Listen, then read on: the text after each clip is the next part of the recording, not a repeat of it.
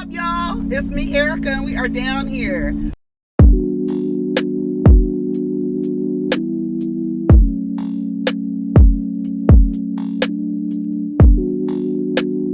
Peace, y'all. Take care of each other. Protect your energy.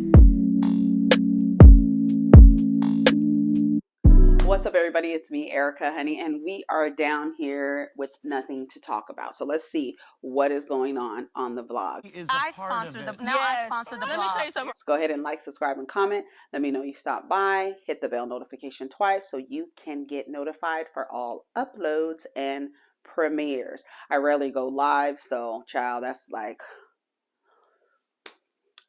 I looked at my thing. I think I only went live 3 times last year. Girl, I can't do it. I don't know how y'all do it. I don't know how y'all do it. I said this year I was going to try at least once a month, but I just like when I don't know. I don't know why. I have no idea why. I'll try. I don't know why. I don't know. But let's see. Okay, let's go. Let's see what's on. This is what I love. Is officially tired. The discourse around bodies is tired. I have seen comments go from, Lizzo. Oh my gosh, I liked you when you were thick, why'd you lose weight? To, oh my gosh, why'd you get a BBL? I liked your body before. To, oh my gosh, you're so big. You need to lose weight, but for your health. To, oh my gosh, you're so little. You need to get ass or titties or something. To, oh my gosh, why did she get all that work done? It's just too much work. Are we okay? Do you see the delusion? Do we realize that artists are not here to fit into your beauty standards? Artists are here to make art. And this body is art. And I'm going to do whatever I want with this body. I wish that comments costed y'all money so we can see how much time we are fucking wasting on the wrong thing. Can we leave that shit back there, please? I'm with Lizzo. You know, the body image, the body positivity thing, I'm all for it. But the truth is, people are not going to stop. People are not going to stop having comments about people's bodies. And because we are all different people with all different sets of eyes, what we like and what appeals to us and what is attractive to us and what's aesthetically pleasing to us is going to be different. It's going to be different. It's going to change per person. That's why I am so against women who try to meet the demand of the opposite gender to make their bodies desirable for people who change their minds, right? When you're making permanent decisions about your body and what it looks like to be desirable to people whose aesthetics it's gonna change. I remember so many men loving big butts, and now you see these women with these butts, and it's like, girl, that don't even go. And you know you got that big ass so that you can be desirable to the opposite gender. You know that's why you got it. And you look, it doesn't go. It doesn't go. And you've made a permanent decision to attract a sometimey fickle group of people. Like, humans are fickle. We change our minds. What we like today, we may not like tomorrow. It's true. And now everybody running around looking like ants with diapers on. But the truth is, there are always going to be people who are going to say, you look better like this. You shouldn't lose this much weight. You this, you that. And this is what they're telling you from their lenses. This is what it looks like from their lenses. As long as you're okay with what you look like, then it shouldn't matter what anyone else says. But it will happen to where people are not going to stop messing with Lizzo. I know there are people who are just fat phobic. They have an issue with seeing fat people. And they don't want those people to be fat and they think the people who are fat are unhappy because they themselves would be unhappy if they were that size. So they project onto that person. Why are you doing that? Why are you eating that? I was just watching a young girl. I don't know. She has to be in her 20s still, like maybe her early mid 20s, with a YouTube channel, and she did a 30-day, she's a fat girl. She did a 30-day, no fast foods, no drive-throughs, no going to sit down eating or whatever. And she made all her meals, but she talked about her like journey to how she got basically a binge eating disorder. And she says the people in her comments are awful to her. She's a big girl. But she knows that. She knows that. She knows, she's like, I know I'm fat. I know that, I want to eat healthier. She says she thinks she eats pretty healthy. She talks about how she started yo-yo dieting, how she lost 100 pounds and gained it all back from doing keto. She was just doing all these things, and she says she's like, I'm happy in my body, but she's like, when I make like salads, she'll put a lot of ranch dressing on it, and there's people in the comments like, why would you do this and why would you do that? And she's just like, she has to pay attention to the positive comments. But she was just like Lizzo said, oh, you're so fat, but I want you to be healthy. They don't care about your health at all, because the truth is a lot of people who are skinny don't have stamina, strength, flexibility, endurance. They don't have none of that. They're just skinny. They're not necessarily healthy. They can't, you know, you walking around tires them out. But be skinny as hell, right? Because they don't have endurance, they don't have agility, they don't have flexibility, they don't have none of that, stamina, none of that. So it is, to me, it's never going to stop. There are going to be people who are fat phobic forever. We live in that society where, as long as your stomach is flat, you're good, right? As long as your stomach is flat, you're good. That's the first thing people look at, is the person's stomach, to determine if you're fat or not, right?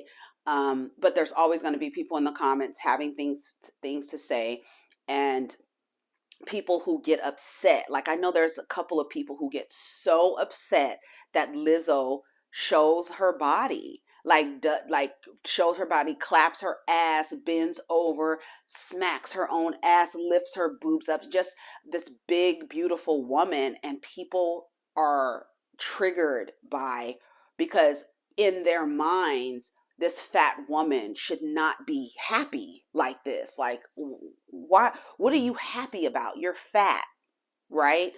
And it's just going to always be like that. They're not going to believe that you're happy. And then when they see her on the treadmill or doing exercise, they're like, oh, I thought you were happy with being fat. Bitch, she be on stage fucking blowing into a fucking flute. Her lungs have to be great in order to hit the wind, girl. And to be dancing and running around, she has to have good heart health and has to have good lung capacity so she can do what she does. Look at Sweetie, who sits online. She used to, I don't know if she does it anymore, sits online and eats like literal McDonald's, stuffs her face with McDonald's, or eats these foods that have these weird food combinations. Everybody thinks it's great. She gets a meal at McDonald's, a Sweetie meal at McDonald's. She gets all these things. No one says nothing. There's a couple of people like, oh, that's not healthy. Why are you eating like that? And this and that.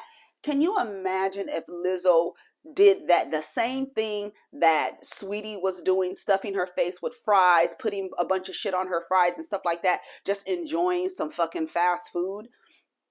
They would go crazy. The people would go fucking bananas. But when it's Sweetie, it's not that many people. But have you seen Sweetie on stage? Have you seen her on stage? She can't keep up with Lizzo. And that's a fact. That's a fucking fact. Okay, you can go back and look at her performance. She can't keep up with Lizzo's big ass. Okay, right. So I'm with Lizzo. I want y'all to be able to get paid. You have to pay for the comments that you make, because we want to see how much time y'all waste on leaving these comments. If we had to pay money for every comment we post on social media, maybe people would think before they type. So, wow. The discourse around bodies is officially tired. The discourse around bodies. Some people just hate it. They hate it. I have seen comments. Yeah, you're too skinny. And then look, Coi Leray, her ass looked like this on the damn internet dancing. No ass, no titties, no nothing, no nothing. People in the comments still talking. Oh, you too skinny. Cassie, the other day, she was walking, had a video of her walking. Oh my God, everybody's like, oh my gosh, she's so skinny. Oh my gosh, so you're never going to appease everybody, and that's the reason why it should be what you like. If you changed your body according to what society wanted, you'd be changing you'd be on the table every 3 months, child. It's not worth it. As long as you're happy with your body. If you're not happy with your body, you're eating healthy, whatever it is that makes you feel better about yourself, as long as it's not coming from an external source, I think you would be okay. Like, I think you'll be okay. Another thing that I think a lot of women who want to be desirable to men have to do is release the idea that you should be desirable for a man. Because again, men, humans, just all of us, we are fickle. We change our minds. What we like today, we may not like tomorrow. So if you are trying to change your body to the hordes of men who are saying big butts, big butt, big butts, and then you go and change your body, and now those same men are like, it's not aesthetically pleasing anymore. I like an aesthetically pleasing, the aesthetics are off. They're hitting y'all with that now. Like, it looks off. And it does. For a lot of y'all, it does look off. For a lot of y'all, you got your bodies done and it looks great. And hopefully it's for you and not somebody else, because the external source will change its mind on what's desirable. So you don't want to find yourself getting filleted every 3 years because these niggas have changed what they like. So doing it for yourself is a better look at the end of the day. Because if you get it done and you don't like it, it was you that decided to do it. Not, you didn't do it for somebody else. You understand what I'm saying? So I'm with Lizzo. I'm tired. I get so sick and tired of seeing that. But that girl, that young girl, she was making her food and everything was so cute. She was making her food, making different meals and things, and she did it for 30 days and she vlogged about it, and she said she felt better, she had more energy. But there were still people in the comments telling her, why are you putting all that ranch dressing? She was like, girl, I'm from the South, I put ranch dressing on everything. She was like, I put ranch dressing on everything. And I too was looking like, ooh, ranch dressing on, what did she put it on? I think she put it on her green beans. But she could probably find a different version of a ranch dressing rather than Hidden Valley Ranch tastes like sour milk to me. So I don't understand how people think that Hidden Valley Ranch is good. It is not good at all. It doesn't taste good to me at all. And when I be like, what is the big deal about? But no, it's the ranches that are homemade at like these wing places and stuff. It'd be the homemade ranch that is good. Right? But I'm sure she can find a healthy ranch recipe and make it herself. But I thought it was great. And she's, has a binge eating disorder where she used to, eat a bunch of food and then feel really bad. She'll order a bunch of food. And she said she would do that and order fast food. And she considers, food delivery, DoorDash, Uber Eats and all them. She considers those fast food. And she said she would order and then be like, oh, I like that. I like that. I want that. I want to taste that. I want to taste that. And just order a bunch of food. And then in her mind, she didn't want to waste the food. And so she would eat all of it. And then she said she would go to bed. Her stomach would be so full and she just felt lethargic. She didn't feel like any energy. She didn't want to go out and this and that. But with her 30-day, no fast food, no going to sit down anywhere, no going through a drive-through, no ordering food delivery, she said she felt more energetic. She didn't even track how much she weighed. She said because for her eating disorder, she didn't want to do that because, it becomes obsessive, weighing yourself. I don't own a scale anymore. I threw my scale away because that's something, standing on scale, going on scale every day, that's obsessive. So no. So she said she didn't even track her weight, but she says she feels better. She feels great. She actually looks a little different than when she started, and it was just 30 days. She said she's going to probably, start making more meals at home. But yeah, I thought it was, but there's a lot of people who are just like, I'm okay with my body. I do want to eat healthier. And if weight loss is a byproduct of my healthy eating, then so be it. But a lot of people are in the mind frame of just eating healthier. Um, and that's just what it is. But you and moving their body more, right? Moving their body more. She said she had more energy and stuff like that to get around. And it is, your food is your fuel, you know what I'm saying? And it is going to give you the nutrients. That's what I tell my son all the time. He plays basketball. I'm saying, I tell him, you're using your body as a tool to help you win. So you need to nourish your body. You need to make sure you have enough fuel so that when you're running up and down the court, you're not tired, you're not getting any cramps. You have to eat enough because the food is your fuel to help your body do what it wants to do so that you can win the basketball game. That's what I'm always telling him. Make sure you eat before your game and this and that. So yeah, so I'm with Lizzo. I'm with Lizzo that I know I spent a lot of time on that, but I feel like there's like so many things where it comes to bodies and eating and how people are fickle and people going and get surgery. So many people are dying from surgeries, girl. Every fucking week I'm reading a story about some woman who left the country and did not come home, went to go get her body done and did not come home. I just heard one last week, and it's just like, it's not worth it. And a lot of, like I said, if you're doing it for yourself, I feel like it's different. If you're doing it to be desirable, a lot of women are doing it to be desirable to the opposite sex. And unless you're doing it like that, that man is going to change his mind. Those men are going to change their mind. They're going to find something else attractive, right? So be careful with that. So that's all I had to say about Lizzo and all of that. Don Lemon criticized for questioning Prince Harry's decision to air out family drama.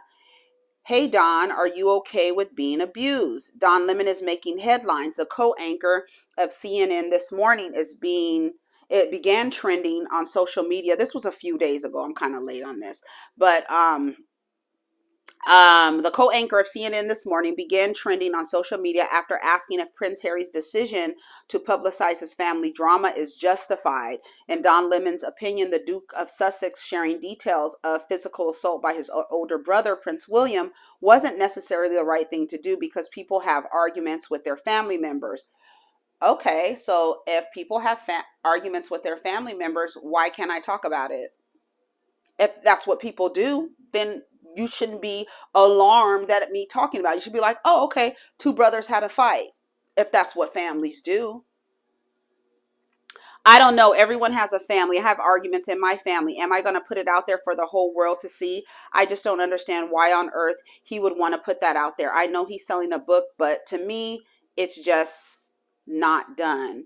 It's gauche to me. That's the word. Although there have been many story speculations regarding the relationship over the years between the brothers, especially since Harry married former actress Meghan Markle in 2018, he has now addressed it in his book titled Spare, where he claims his older brother attacked him while their two were arguing about his wife. And then there's an excerpt from the book. I'm not going to read it. That's how a lot of cultures are. A lot of cultures are, they like to keep, that's how a lot of abuse continues when the family, what is the thing? Don't air your dirty laundry. Keep what we do in this house. You know what I'm saying? And when there's abuse or anything like that happening, that tends to stay in the house and people don't talk about it because they don't want to air their dirty laundry or their family's business. That's how a lot of cultures operate, right? Don't tell people your family business. I don't think that it's safe to do that. And I always say, be mindful of the role that you play in a person's life, because one day that person is going to tell a story. They're going to tell the story, right? They're going to tell the story, and you're just going to have to deal with it. If you don't like how you were portrayed, then you should probably have played a different role. And that's what I've said for years. I've said it for years. I've said it for years because when I start talking about things that happen in my family or things that happen to me or what I've witnessed, there's always like, oh, you shouldn't say that, or you shouldn't do that, or don't talk about me. If I experience something, witness, observe something, I'm going to talk about it. If you don't like it, you shouldn't have done it. You should think about how you're walking through life and how you're treating people and how you're interacting with people, because those people will talk one day. Everybody, like, when I say about the kids will speak, these celebrity kids, right? Mariah's over there trying to get full physical and legal custody of her children because their father is absent. He's not there. He's not there enough to make any decisions on their well-being, medical decisions, school decisions, nothing. You're not there enough. So when those kids get old enough to tell their story, they will speak. All of Nick Cannon's kids, all of these niggas who have a bunch of kids all over the place, all of these people who mistreat their children, all of these people will speak one day. So you have to be mindful about how you treat people, period. If William and Harry got into a fight, to me, I feel like it's normal when there is conflict and when there is, we're not agreeing with something. No, we don't want people to fight each other. But like Don Lemon says, it happens. But that doesn't mean that Harry doesn't get to tell his story. He has a right to write a book about his life. Now, the fact that Harry acts like he didn't know that his family were the fucking colonizers, the fucking colonizers, is a little far-fetched for me to believe. I don't believe that he didn't know that his family was full of people who want to keep their bloodline pure. Right? So for him to act like, oh, this woman that this biracial woman, there's no way in the world that he could not have known that his wife was not going to only be mistreated just because they just mistreat the women. Camilla probably gets crazy. Kate, Diana, we know how the women are treated in the press, how the press goes bananas over there. But she's also half black. And you have to know, like the wedding picture, I'm like, that's crazy to see this black woman and her daughter, her biracial daughter, standing in a picture with Queen Elizabeth. Like a wedding picture. Like, girl, what? Like, you had to know that black blood, it was going to be a problem. So that, to me, I feel like them acting like, and to me, another thing with Meghan Markle, I do have a criticism of her. You also had to know what, especially in your advocacy and your activism that she did before she even met him or whatever, you have to know the royal family is a fucking the colonizers. Like, there's no other way to, like, the jewels that they have that are in the crown, stolen. Like, you have to know that. You have to know that. No one, and you don't have to be black to know about that, about the royal family. So the idea that she thought that she was going to go over there, girl, when they found out the mama was black, it was a wrap. Right? And guarantee they did an extensive research into her background to make sure she is who she says she is. And when we find out you black, girl, we was already going to give you a hard time just cause that's what we do. But you half black on top of that? Absolutely not. We're going to give you the worst time because that's what they do.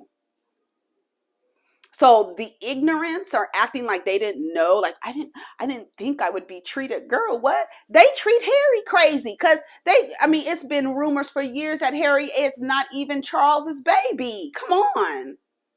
Like, girl, they treat Harry like shit. The ginger, come on. Girl, you had to know that. So that is my only criticism. I don't care that they're telling their story and sharing their story, but them acting like I didn't know that was going to happen. I didn't know Harry, you can hang it up. I don't believe that you didn't know that your family was the colonizers. Okay, girl. But Don Lemon, girl, people talk, and that's all I got to say about that. People talk. They're going to say what they need to say about whatever. Okay. Scrappy and Bambii reportedly called it quits. It looks like another reality couple may be calling it quits. Little Scrappy and Bambii allegedly have broken up. Sources tell the pair separated after 5 years of marriage. While they have yet to confirm their breakup, it appears they do not follow each other on IG anymore and have deleted their pics together. In addition, insiders confirmed that they spent New Year's Eve separately.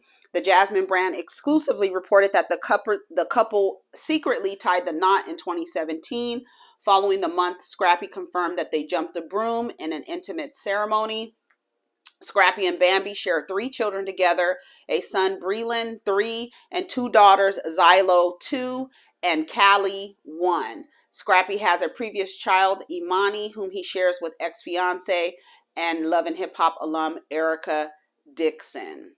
I remember Bambii saying that people don't stay for the kids, get a divorce for the kids. That's what she said, and I was like, yes, Bambii, absolutely. I don't know why Bambii would have gotten with Scrappy after seeing his relationship with his mom, his relationship with Erica. I don't know. Like, he's literally a man child. And the last Love and Hip Hop, I felt like Scrappy was maturing right after 4 kids, right? I felt like he was maturing in the way that he was kind of confronting his mother for the way that she raised him. I thought it was very like he was open, like it was almost like he's learning how to express himself. um I think on Love and Hip Hop that, they do a family reunion where they bring people from the different shows together and do games and stuff like that. Every night, one of the guests, they have a night or a day, and they do an activity. And the next one is going to be with the men. I don't know if it was Chaotic who was doing it, but the men just talking about their mental health. I think that's really important for men in general, not black, white, Asian, Latinx.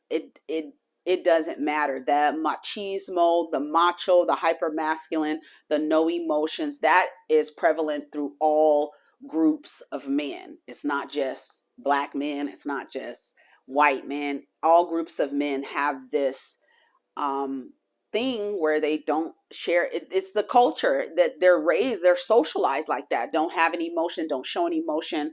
Any signs of an emotion is equated to femininity, and therefore feminine traits you should not exhibit any feminine traits as a man. And that goes with crying. That's a woman thing. You're weak, you're soft, I'm not expressing your emotions, only having relationships with lust and anger. Those are the only emotions a lot of these men, they only know how to access those 2 emotions. After that, they don't know, because the anger is manly, right? Getting angry at something, that's manly. And we are getting a lot of people who are understanding that that's actually detrimental to your overall well-being, in addition to the people around you. People are not wanting to deal with that, as we can see. There are groups of men who are complaining that they cannot find partners, because women are coming to the awareness that, oh, you are great, you are funny, you have a little bit of money, you have a great job, you got some assets going on, you got a lot of things going for yourself, but your emotional part of yourself, your inability to express emotion, I think women are now realizing, and they're talking about it all over TikTok, Instagram, everywhere, that men not being in touch with their own emotions, it's not worth it. It's not worth it to be around men who are not emotionally intelligent and who just don't have a grasp on those things. Little Scrappy was that to me, like a man child, with this mother who acted as if she raised her son correctly, and you're like have all these parameters around your son and treat him and act like the women coming around him are so awful and this and that, when you're really the one. So I was like really happy when Scrappy finally confronted Mama D, telling her, like, I was raised in a whorehouse. Like, what did you think that was going to do to me? How did you think that I was going to view women? How did you think that I was going to treat women?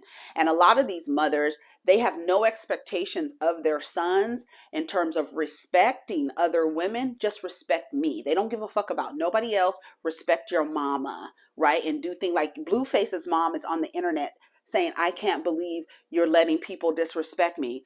Girl, your son allowed his girlfriend to whoop your ass. What are you talking about?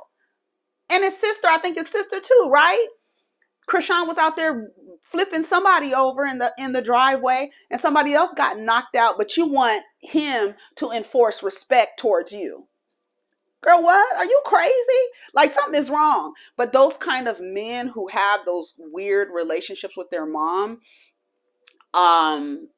and who like pride themselves on, that's my mama, that's my mama, that's my mama. But you disrespectful to your mama and to women and to everybody else. You're childish. So I don't know what's going on with Scrappy and Bambii. I know in the last season of Love and Hip Hop that she was complaining about, just him not, he gets mad quick. Anytime you bring up something to talk about, you want to like work something out. Like, again, their only connection with an emotion is anger. So instead of sitting down actually talking about things, they want to fight and argue and stuff, or create an argument to avoid accessing the other emotions that will actually help them. A lot of you niggas need therapy, because women are now like, no thanks, you're great, you make me laugh, you pay for everything. You know how y'all want niggas pay for everything. You pay for everything, you got good dick, but that emotional intelligence is on the floor, and nobody, they would rather get a vibrator than deal with low emotional intelligent dick. It's true. So hopefully Scrappy and Bambii, sticks to her guns, do get divorced.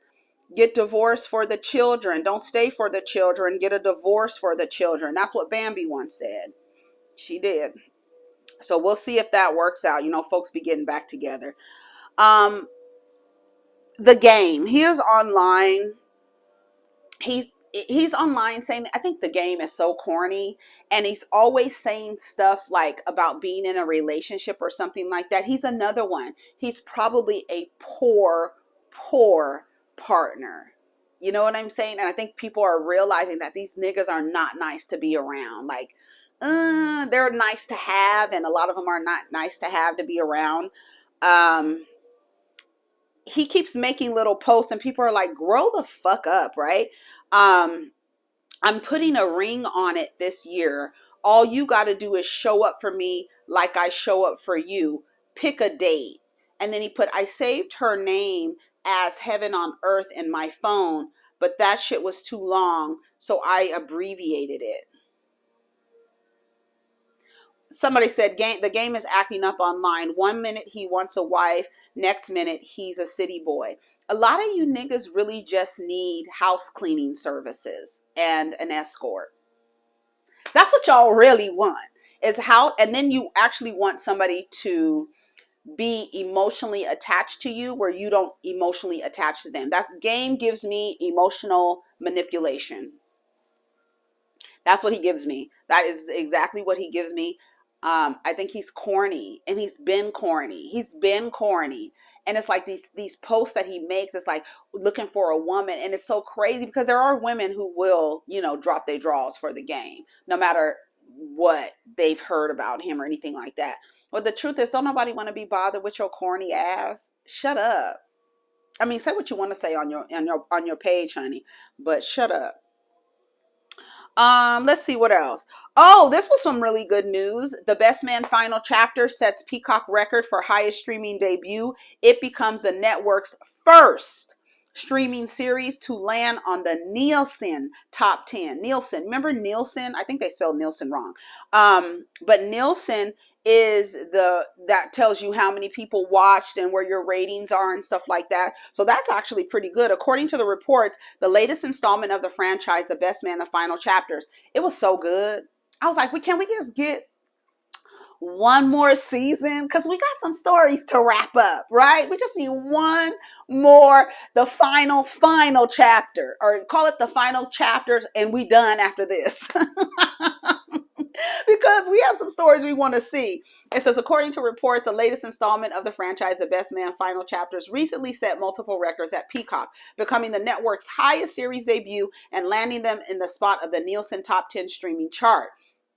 The eight episode limited series stars all of the original cast, which includes Morris Chestnut, Taye Diggs, Nia Long, Regina Hall, Terrence Howard, Melissa DeSouza, Sanaa Lathan, Harold Perrineau, and Monica Calhoun, and an appearance by Monica Calhoun. Reportedly, upon its opening weekend, December 22nd, the series marked Peacock's highest original series debut. Previously, The Fresh Prince, the Bel-Air, their drama remake Bel-Air, reportedly held the title. Additionally, the program is reportedly ranked number 5 in the early version of Nielsen Top 10 streaming record chart. Is it Nielsen with the O? I thought it was Nielsen. Hold on. I thought it was Nielsen, S-E-N. Yeah, Nielsen is Nielsen. They're spelling it Nielson. Like, I'm like, okay, Nielsen is spelled wrong. Let me just tell them I'm sorry.